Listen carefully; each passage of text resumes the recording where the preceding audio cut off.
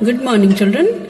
Children, we were discussing about the chapter forest in a previous class. And we learnt about the component of a forest also, isn't it? So that it can be divided into two categories, the biotic, which consists of the living component, and the abiotic, which consists of the non-living component like soil, water and minerals, isn't it?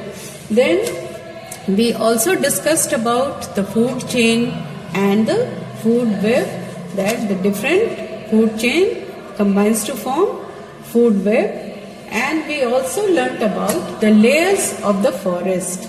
So what are the different layers of a forest? The first is, it consists of 4 layers, isn't it? First one is the forest floor layer, which consists of all the grasses and ferns, mushrooms, all these things. Then on second number, it is understory layer, which consists of bushes, shrubs and all these things. And third one is the canopy, which consists of tall mature trees. And the last one is the emergent layer, which exists in tropical rainforest, isn't it? Now, we will learn about the crown of trees. So first of all, we will know what is crown of a tree. The portion of a tree or a plant just above the trunk, which is present just above the trunk, or you can say stem, comes under crown of a tree. That is, all the parts of a plant, that is branches, twigs, leaves, all these make a crown of a tree. That is the portion of the plant which is just above its stem or the trunk, it is known as crown. Now, the crown is also known as the powerhouse.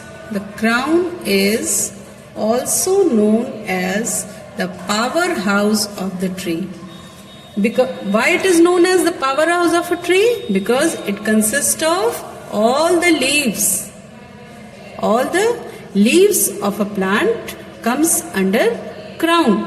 And you know, children, very well that the leaves take in sunlight and it reacts with green chlorophyll to change light into glucose, which is also known as sugar, and this process is known as photosynthesis. And the byproduct which is formed is oxygen, which is released into the air. Now, photosynthesis occurs, you know that it is very important reaction of a plant. It occurs whether the leaves are broad and flat like, or it is thin and pointed like needle also, then also it have to carry on photosynthesis. So leaves vary widely in their shapes. You know that some leaves are small, some leaves are big, some are flat, some are curled, but they all perform the photosynthesis process. Why? To feed the plants, or you can say to prepare food for the plant, isn't it? To prepare food for the plant, the leaves has to perform photosynthesis process. Now, one thing more, children, that the crowns are not only known as powerhouse of a tree, okay? It is because it does not perform the function of photosynthesis only. Along with the process of photosynthesis, it also you can say that it cleans it filters dust from the air. Okay, it filters dust from the air also. It filters dust from the air. Then it carries on photosynthesis, it filters dust from the air, then it also protects the soil from excessive erosion due to rainfall. So it also protects the soil from being protects the soil from being eroded. That is, from excessive erosion also it protects the soil. Now, the shape of crowns of trees and the location on earth are related to each other. So, in the hilly areas, the trees are of conical shape. In hilly areas, the trees are of conical shape because of falling of snow. As you know that in hilly areas there is lots of snowfall. So, in the Arctic circles, the leaves are modified into needles. Why they are modified into needles? Needles have thick and waxy coating. Okay, needles are having thick and waxy coatings which can retain more water than a regular leaf. They can also capture sunlight for a long time. That's the reason they are changed into needle shape. The leaves are changed here into needle shape to retain water as well as sunlight for a longer time. See children, in your textbook, different shapes of a crown is given here. Okay. See here, the first one is the round shaped crown, second one is oval shaped, third is vase shaped, fourth one is columnar shaped, fourth one is weeping shaped, fifth is spreading, and the sixth and last one is the pyramidal shape. So different shapes of the crowns of a tree helps it in doing different function. Now another topic is importance of tree. See here children, lots of points are given here. See here, importance of forest. As you know that forests play a vital role in the social, cultural, historical, economic and industrial development of any country. They are very important for maintaining the ecological balance. And see here, in Hindi a proverb is given over here, वनों के हैं तीन उपकार, मिट्टी, पानी और बयार. And see here, forests are the habitat for the living organism. You know very well that many organisms supposed to live in forest. So they are the habitat for many of the organisms. They are also the storehouse of biodiversity. That's why they are known as the storehouse of biodiversity. Now, practices such as agriculture and animal husbandry are dependent on forest and forest land. So, forests maintain and improve the moisture content of the atmosphere. This helps in determining the rainfall in an area. Now, it also cleans the air, isn't it? By absorbing carbon dioxide, it also produces humus and maintain soil fertility. Then forests are the natural absorbers of rainwater.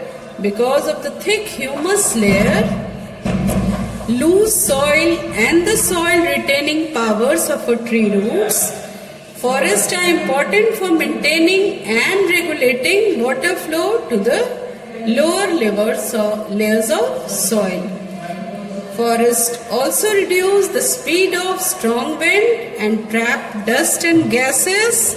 Then forests also provide a wide variety of food-giving plants and livestock occur in the forest and grassland. And the last point is, forests are the most important sources of timber and raw materials for paper industries. These all things, children, you are knowing the importance of forest. So nothing is there to explain here. Okay. And yes, one more point is given here. The non-timber forest products include gums, resin, fruits, nuts, oils, dyes and medicinal plants. Now the next topic is deforestation and other problems related to forest. So what is deforestation? Deforestation means indiscriminate cutting or over harvesting of trees for timber or paper or to clear the land for agriculture, ranching, construction or other human activities. So deforestation means cutting down of forest and trees on a large scale for clearing forest land for, it is cleared for cultivation and construction of houses, roads, dams. All these things are the main cause of deforestation. Then, but children, you know one thing, that the number of trees that are being cut is usually far more than a forest can grow naturally, because the number of trees which are cut, it is very much more than a forest can grow naturally. This results in deforestation because the number of trees which are being cut is very much more than that of the trees which is growing in the forest. So the cause of deforestation, you know very well now, that it is due to the clearing forest land for cultivation or construction of houses, roads and dams. So these are the reasons, or these are the cause of deforestation. Now, what are the consequences of deforestation? Consequences means result. What are the consequences of deforestation?